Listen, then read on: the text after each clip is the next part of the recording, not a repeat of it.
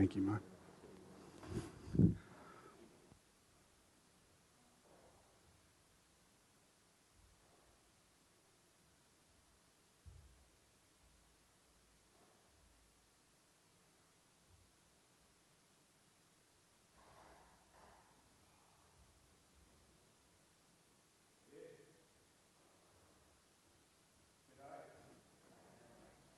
Is this thing working? Yeah, g'day. How you going? My name's Dave. You can call me Davo. Normally when I introduce myself, I tell you that I'm a sheep farmer by trade. Well, that's not entirely true. To be fair dinkum, the truth is that, well, my family comes from a very, very, very long line of sheep farmers. You see, I didn't ask to go into the sheep farming trade. I was kind of born into it. Me and my family and sheep farming, we go far back as anyone can count or recall. That's kind of why I'm here. Now, I reckon that most of you people have heard the Christmas story once or twice. And that Aaron bloke just read the shepherd story. Quite well, I might add. But I reckon you've heard the shepherd story once or twice as well. Well, it just so happens that my great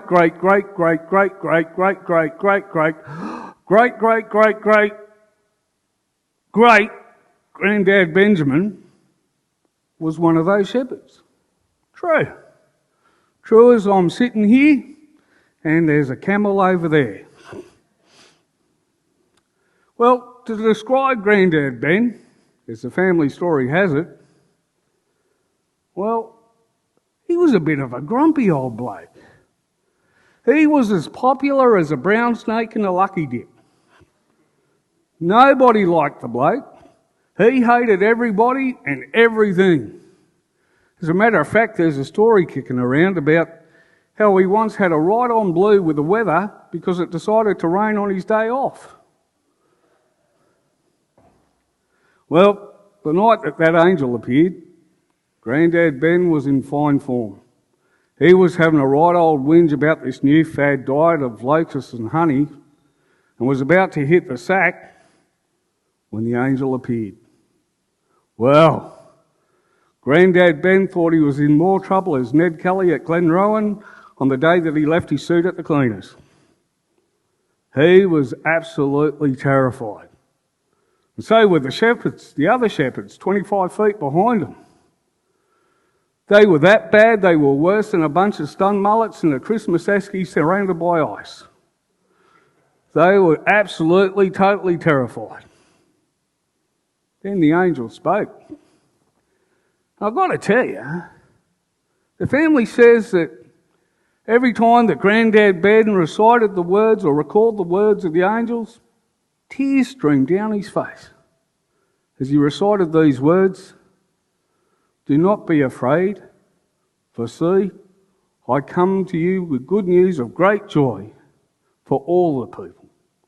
For to you is born this day in the city of David a Saviour, who is the Messiah, the Lord. And this shall be a sign, that you shall find a baby wrapped in cloth, lying in a manger." Well, after the angel spoke, it then said that the skies just opened up and there were more angels that you could poke a stick at, singing beautifully praises to God. Well, with that, my granddad and the other shepherds, they just fell to their knees and wept. But they weren't crying out of fear or sadness. They were crying out of being overcome by this great sense of joy and peace and love. They wept tears of great joy. Well, after going through a few boxes of Kleenex, they ended up travelling to Bethlehem and they found Mary, Joseph, and there was the baby Jesus lying in bands of cloth laying in a manger just as the angel had said. It said that day changed my granddad Ben. He was full of an abundant peace, mercy, love, and humbleness. The anger and hatred that he once had once gone. They're all gone.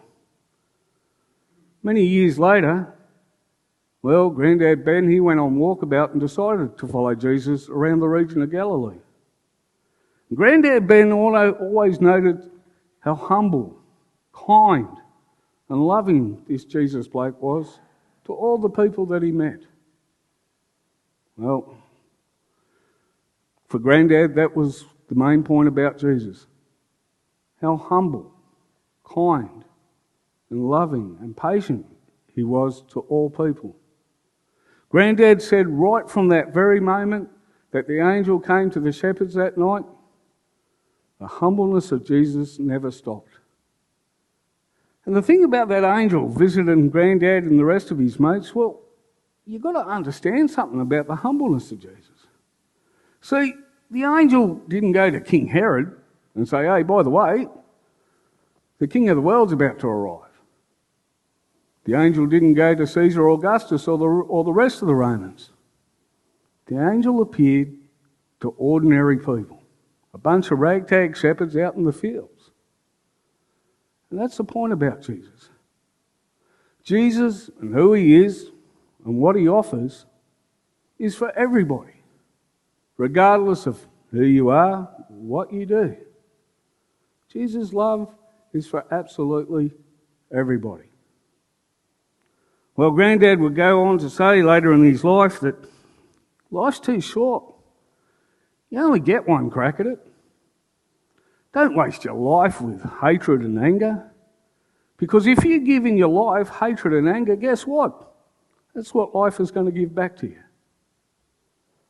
But if you live your life of love, peace, and just joy, especially through Jesus Christ, I tell you now, your life's going to be a lot simpler. Well, I've forgotten what the next part is. But we'll get through. You see, Jesus came to the world to save the world. And the love that Jesus has, it's got no expiry date. And the proof of that is that we're all here now, today. A couple of 2,000 years later, give or take. We're all sharing that same love.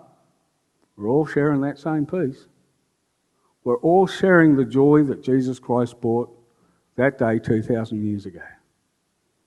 And the good news is, he's coming back. So I'm told.